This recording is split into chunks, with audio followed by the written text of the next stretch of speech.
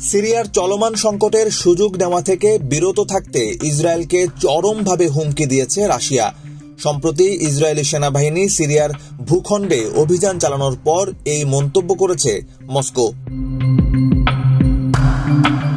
চলতি মাসের শুরুর দিকে বিদ্রোহী গোষ্ঠী হায়াত তাহরির আল শামের নেতৃত্বে সিরিয়ার বিরোধী বাহিনী আকস্মিক হামলা চালিয়ে দেশটির রাজধানী দামেস্ক সহ বেশ কয়েকটি গুরুত্বপূর্ণ শহর দখল করে ফেলে।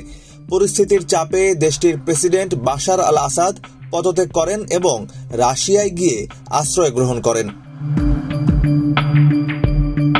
আসাদ সরকারের পতনের পর ইসরায়েলি প্রতিরক্ষা বাহিনী সিরিয়া ও গোলান মালভূমির মধ্যে অবস্থিত বাফার জোনে প্রবেশ করে।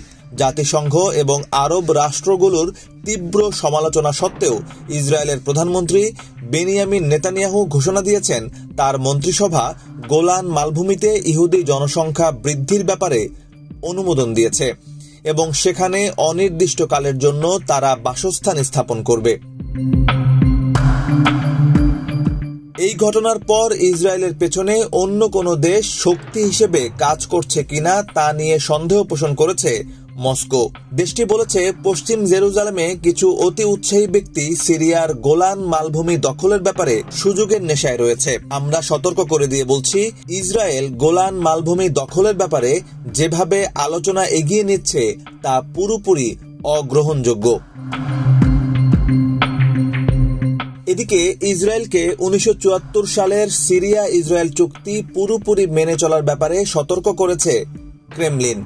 দেশটি বলেছে এই চুক্তির আওতায় গোলান মালভূমিতে একটি বাফার জোন প্রতিষ্ঠা করা হয়েছিল। ইসরায়েলি সরকার এর আগে দাবি করেছিল যে আসাদ সরকারের পতনের পর সেই চুক্তি আর কাজ করবে না, তবে ক্রেমলিন এটি মনে করে না।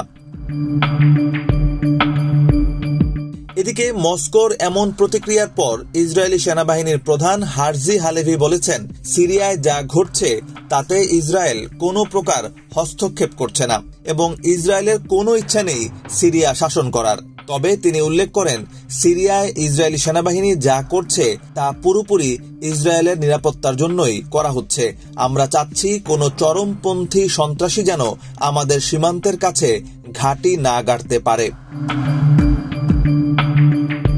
এই ঘটনার পর ইসরায়েলের প্রতিরক্ষা মন্ত্রী ইসরায়েল কাটস জানান, বাফার জোনে প্রবেশের উদ্দেশ্যে একটি নতুন নিরাপত্তা এলাকা তৈরি করা হয়েছে।